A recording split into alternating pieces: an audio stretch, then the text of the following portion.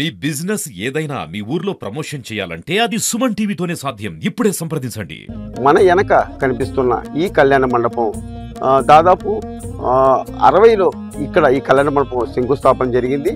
మన దగ్గర కృష్ణమాచార్యులు గారు ఉన్నారు. అయ్య గారు ఆడినడికి మరిన్ని విషయాలు తెలుసుకుందాం. భద్రాచల క్షేత్రం అనగానే మనకి గుర్తుకొచ్చేటువంటిది రామదాసు గారు. ఆ తర్వాత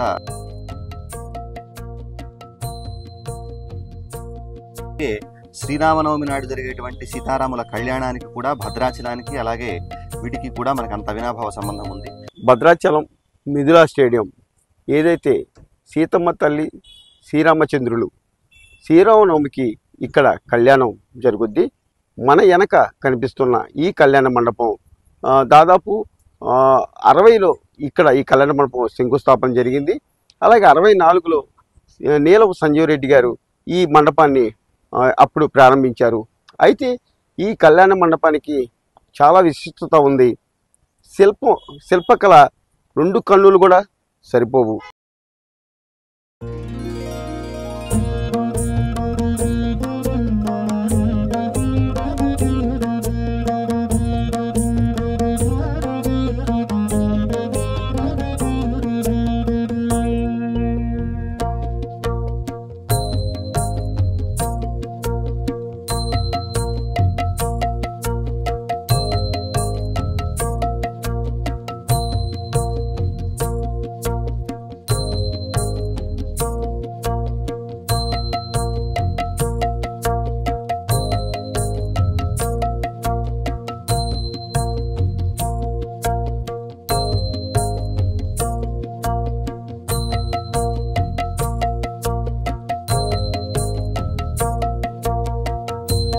మన దగ్గర కృష్ణమాచార్యులు గారు ఉన్నారు. అయ్య గారు ఆడినడికి మరిన్ని విషయాలు తెలుసుకుందాం. సార్ చెప్పండి, ఈ కళ్యాణ మండపం ఒక విశిష్టత ఏంటారు? శ్రీరామాయ నమః, శ్రీమతే రామానుజాయ నమః. భద్రాచల క్షేత్రం అనగానే మనకి గుర్తుకొచ్చేటువంటిది రామదాసు గారు. ఆ తర్వాత రామదాస్ అంటే భద్రాచల క్షేత్రము. ఈ రెండింటికి వీరిద్దరికి ఎలా అవినాభావ సంబంధం ఉందో అలాగే శ్రీరామనవమి నాడు జరిగేటువంటి సీతారాముల కళ్యాణానికి కూడా భద్రాచలానికి అలాగే వీటికి కూడా మనకు అంత అవినాభావ సంబంధం ఉంది. సాధారణంగా మనం చూసినట్లయితే నవమి నాడు కళ్యాణం జరిగేటువంటి ప్రత్యేకమైనటువంటి ఒక సంప్రదాయానికి శ్రీకారం చుట్టినటువంటి వారు రామదాసు గారు. ఆనాటి నుంచి కూడా శ్రీరామనవమి నాడు ఇక్కడ కళ్యాణం జరుగుతుంది. అయితే పుట్టినరోజు నాడు కళ్యాణం ఏమయ్యా అంటే మనకి పాంచరాత్రాగమాన్ని అనుసరిస్తూ యస్యావతార సమయేతస్య కళ్యాణమాచరేత అనేటువంటి విధానంగా ఏ దేవుడు ఏ రోజు అవతరించాడో ఆ దేవుడి యొక్క కళ్యాణాన్ని ఆ రోజు ఆచరించండి అనేటువంటి పాంచరాత్రాగమాన్ని అనుసరిస్తూ రామదాసు గారు ఏర్పాటు చేశారు. అయితే మనకు మూలమూర్తులకు జరుగుతుంది. జనాలందరూ కూడా వచ్చినటువంటి వాళ్ళందరూ కూడా ఎక్కువ సంఖ్యలో చూడాలనేటువంటి ఉద్దేశంతో వారు బయట ఆలయం బయట ఏర్పాటు చేసి ఈ కళ్యాణాన్ని నిర్వహించడం జరిగింది. అలాగా మనకి 1960 సంవత్సరంలో ఆలయ పునరుద్ధరణ కమిటీ అనేటువంటిది మనకి ఏర్పడి కళ్యాణ మండపం రూపుదిద్దుకుంది. అలాగే పైన చూసినట్లయితే మనకి ఆలయం కూడా పునరుద్ధరించబడింది. శిల్పకళా శోభితమైనటువంటి శిలా సంబంధమైనటువంటి ఆలయం మనకి నిర్మాణమైంది. ఆ తర్వాత కింద పక్క కూడా మనకి రామనవమి నాడు జరిగేటువంటి కళ్యాణ మండపం కూడా చాలా ప్రత్యేకమైనటువంటి విశేషాలతో నిర్మించబడినటువంటిది. ఇది ఆనాడు మనకి ప్రపంచంలో మనకి భారతదేశంలోనే ప్రఖ్యాతి పొందినటువంటి శిల్పకళా నైపుణ్యం కలిగినటువంటి వాడు శిల్పశాస్త్రజ్ఞుడైనటువంటి గణపతి స్థపతి గారి నేతృత్వంలో ఇది మొత్తం జరిగింది. మనకి దీనికి సంబంధించినటువంటి రాయి కూడా మనకి వేరే ఎక్కడి నుంచో తెచ్చింది కాదు. మనకి భద్రాచలానికి సమీపంలో ఉన్నటువంటి పర్ణశాల తదితర ప్రాంతాల్లోంచి ఇక్కడ ఉన్నటువంటి నిర్మించబడినటువంటి రాయిని మొత్తం తీసుకురావడం జరిగింది. ప్రతి మెట్టు ఒక్కొక్క అంగుళంలో మనం ఇక్కడ ఉన్నటువంటి ఒక ప్రత్యేక శిల్పకళా నైపుణ్యాన్ని మనం దర్శించవచ్చు. చాలా విశేషాలతో ఉన్నటువంటి దాన్ని మనం చూసుకుంటూ వెళ్ళినట్లయితే మనం చూడవచ్చు. ఇక్కడ మొదటి మెట్టు పైన చూసామంటే మనం కోలాటం ఆడేటువంటి స్త్రీలను మనం చూడవచ్చు. అలాగే రెండవ మెట్టు పైన హంసలు స్వాగతం పలుకుతున్నట్లు మనకు కనిపిస్తాయి. ఆ తర్వాత మూడవ మెట్టు పైన మనం గమనించినట్లయితే గనక దీన్ని వృషభ కుంజరము అని చెప్పేసి అంటారు. ఈ వృషభ కుంజరం అంటే మనకి ఒకవైపు నుంచి చూస్తే ఏనుగు, మరొక వైపు నుంచి చూస్తే వృషభము అంటే ఎద్దు కలుస్తాయి. చాలా ప్రత్యేకమైనటువంటి శిల్పం అది. అలాగే భరతనాట్యం చేస్తున్నటువంటి నాట్యకర్తలు అటుపక్క ఇటుపక్క మెట్లకు అటుపక్క ఇటుపక్క 2 ఏనుగులను కూడా మనం చూడవచ్చు. ఇలా ఒక్కొక్క శిల్పకళా నైపుణ్యంతో కూడినటువంటి అంశాలను మనం ఇక్కడ చూసినట్లయితే గమనించవచ్చు. ఇక్కడ ఉన్నటువంటి 4 స్తంభాలే మనకు కనిపిస్తున్నాయి. కానీ 4 స్తంభాలలో ప్రతి ఒక్క స్తంభంలోనూ మనకి 3 స్తంభాలు కనిపిస్తాయి. అంటే ఉపస్తంభాలు అంటారు. మొత్తం కనుక చూసినట్లయితే గనక మొత్తం కలిపి మనకి 16 స్తంభాలతో ఉన్నటువంటి ప్రత్యేకమైనటువంటి కళ్యాణ మండపం, అంటే షోడశ స్తంభ పూరితమైనటువంటి కళ్యాణ మండపంగా మనం చెప్పవచ్చు.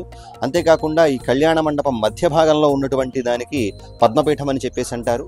ఈ పద్మపీఠంలో అష్టమంగళాలు అని చెప్పేసి అంటారు. అంటే శంఖము, చక్రము, అలాగే మత్స్యద్వయం అంటే చేపల జంట మొదలైనటువంటివన్నీ కూడా చుట్టూ 8 దిక్కులలో ఉంటాయి. ఇది ఒక ప్రత్యేకత. అంతేకాకుండా ఈ మండపానికి పై భాగంలో చూసినట్లయితే మనకి రాశి చక్రం కనిపిస్తుంది. మేషాది పర్యంతంగా ఉన్నటువంటి మీనం వరకు ఉన్నటువంటి రాశి చక్రాన్ని మనం దర్శించవచ్చు. ఇది ఒక ప్రత్యేకత. అంతేకాకుండా ఇక్కడ ప్రతి ఒక్కొక్క స్తంభం పైన కూడా మనం ప్రత్యేకమైనటువంటి శిల్పాలను మనం చూడవచ్చు. అలా మనం కింద పక్క చూసినట్లయితే మనకి దాదాపుగా ఇక్కడ చూసినటువంటిది ధనుర్భంగం యొక్క దర్శనాన్ని మనం చేయవచ్చు. ఆ తర్వాత జయ విజయులు ఉంటూ ఇటు ఒక గరుత్మంతుడు, అలాగే ఇటు పక్కన హనుమంతుడు మనం దర్శించవచ్చు. సీతారాముల కళ్యాణ ఘట్టాన్ని మనం ఇక్కడ దర్శించవచ్చు ఇందులో మనం చూసినట్లయితే. ఆ తర్వాత మనం రామచంద్రమూర్తిని అర్చించి తరించినటువంటి వ్యక్తి దమ్మక్క. ఆ దమ్మక్క యొక్క మన చిత్రాన్ని మనం ఇక్కడ చూడవచ్చు. ఆ తర్వాత ఇక్కడ మనకి రంగనాథ స్వామిని, అలాగే ఇందాక చెప్పుకున్నట్లుగానే ఈ మధ్య శిల్పానికి అటు ఇటు జై విజయులు, అలాగే హనుమంతుడు, గరుత్మంతుడు కనిపిస్తాడు. ఇక్కడ మధ్యలో మనం చూసినట్లయితే గనక మనకి పట్టాభిషేక దృశ్యం మనకు కనిపిస్తుంది. రామచంద్రమూర్తి సీతాదేవితో సింహాసనంపై కూర్చున్నటువంటి పట్టాభిషేక దృశ్యాన్ని మనం చూడవచ్చు. ఆ తర్వాత మనకి గీతోపదేశం చేసేటువంటి కృష్ణమూర్తి మనకి కనిపిస్తాడు.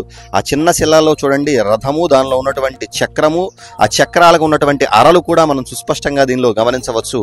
కృష్ణుడు ఉపదేశిస్తున్నాడు, అర్జునుడు వింటున్నట్లుగా ఉండేటువంటి చిత్రం ఇది. అలా ఒక గొప్ప ప్రత్యేకమైనటువంటి శిల్పంగా మనం భావించవచ్చు.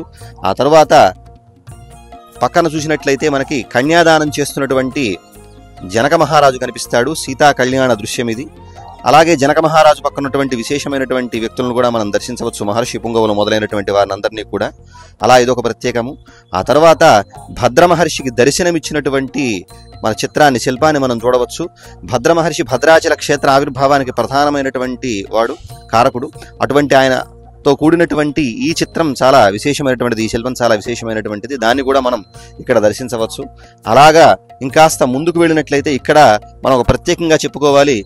ఇక్కడ ఉన్నటువంటి మనకి సాధారణంగా ఇంటి కొప్పులు అంచులు మనం చూస్తూ ఉంటాం. ఇక్కడ ఉన్నటువంటి చూస్తే ఈ మధ్యలోంచి మనం వేలు వెళ్ళిపోతుంది. చాలా సన్నగా దారం కూడా పడుతుంది, లేదా పుల్ల కూడా పడుతుంది దీనిలో. అటువంటి ప్రత్యేకమైనటువంటి శిల్పకళా నైపుణ్యాన్ని మనం ఇక్కడ దర్శించవచ్చు. ఆ తరువాత మనం చూసినట్లయితే ఇందాక చెప్పుకున్నట్లుగా జయ విజయులు, వీళ్ళని మనం చూడవచ్చు. ఇలా మనకి ఇంకా స్తంభాలపైకి వచ్చినట్లయితే మనకి రామదాసు గారు, కమల ఈ స్తంభాలపైన కనిపిస్తారు. అంతేకాకుండా ఇక్కడ మనం చూసినట్లయితే గరుత్మంతుడు మొదలైనటువంటి వారు ఎదుగుతారు. ఆ తరువాత మనకి రాతి గొలుసును కూడా మనం ఇక్కడ దర్శించవచ్చు. ఇది రాతి గొలుసు. ఆ తర్వాత ఇక్కడ ఈ చక్రం కూడా తిరగడం చాలా ప్రత్యేకమైనటువంటి విధానం మనం చూసినట్లయితే. అంతేకాకుండా ఇక్కడ ఉన్నటువంటి సింహాలు ఏవైతే ఉన్నాయో ఈ సింహాల నోట్లో మనం రాతి బంతిని కూడా మనం దర్శించవచ్చు. ఇక్కడ మనం చూసినట్లయితే దశావతార మూర్తులను మనం దర్శించవచ్చు ఇక్కడ ఉన్నటువంటి ఈ శిల్పంలో. ఆ తర్వాత చాలా ప్రత్యేకమైనటువంటి మూర్తి మనకి భగవంతుడి యొక్క ఆయుధాలలో ప్రధానమైనటువంటి మూర్తి సుదర్శన చక్రము. అటువంటి సుదర్శన మూర్తిని మనం 16 చేతులతో ఉన్నటువంటి సుదర్శన మూర్తిని మనం ఇక్కడ దర్శించవచ్చు. ఇలా ప్రతి ఒక్క స్తంభం పైన కూడా మనం ప్రత్యేకమైనటువంటి శిల్పాన్ని మనం చూడవచ్చు. అలాగా ప్రతి ఒక్క శిల్పంలోనూ ఒక ప్రత్యేకత, రాతితో కూడుకున్నటువంటి శిల్పాలు. అలాగే ఇక్కడ మనం చూసినట్లయితే ఇక్కడ ఉన్నటువంటి దీనికి సర్పాన్ని చూడండి, మొత్తం రాతి సర్పం అది. ప్రతి అంగుళంలో కూడా ఒక ప్రత్యేకత అనేటువంటిది మనకి ఇక్కడ ద్యోతకమవుతుంది. అలా శిల్పకళా నైపుణ్యంతో నిర్మించబడినటువంటి ప్రత్యేకమైనటువంటి కళ్యాణ మండపంగా మనం భావించవచ్చు. ప్రతి ఒక్క స్తంభం పైన కూడా ఒక్కొక్క భాగంలో మనం ఒక్కొక్క దివ్యమూర్తుల యొక్క దర్శనాన్ని మనం చేయవచ్చు. అలా చాలా విశేషమైనటువంటి శిల్పకళా నైపుణ్యంతో నిర్మించబడినటువంటి మండపం మనకి భద్రాచల క్షేత్రంలో ఉన్నటువంటి శ్రీరామనవమి నాడు కళ్యాణం చేసుకునేటువంటి కళ్యాణ మండపము.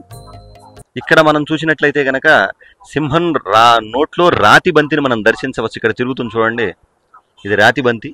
దాదాపుగా మనం ఈ శిల్పాన్ని చెక్కడమే చాలా కష్టం. అటువంటి శిల్పంలో మళ్ళా ఒక రాతి బంతిని మళ్ళా ఆ శిల్పంలోనే దాన్ని చెక్కడం అనేటువంటిది ఆనాటి శిల్పకళా నైపుణ్యానికి మనం ప్రతీకగా చెప్పుకోవచ్చు. ఇలా ఎన్నో అద్భుతాలతో కూడుకున్నటువంటి శిల్పకళా శోభితమైనటువంటి కళ్యాణ మండపం భద్రాచల రామచంద్రమూర్తి యొక్క కళ్యాణం జరిగేటువంటి ఈ కళ్యాణ వేదిక ఎన్నో ప్రత్యేకతలు కలిగి ఉన్నటువంటిది. వాటన్నిటిని కూడా మనం తెలుసుకోవడం జరిగింది. ప్రతి ఏటా కూడా జరిగే కళ్యాణం, రాముడి కళ్యాణం మండపం ఇది. ఇప్పుడు దాకా అయ్యగారు మనకి వివరించడం జరిగింది. ఈ భద్రాచలం వచ్చిన ప్రతి ఒక్కరు కూడా ఈ రాముడి కళ్యాణం జరిగే ప్రదేశాన్ని, ఈ మండపాన్ని తిలకించాలని చెప్పని కూడా భక్తులు కోరడం జరుగుతుంది. వీడియో జర్నలిస్ట్ బాలసూర్యతో నాగరాజు, సుమన్ టీవీ, భద్రాచలం.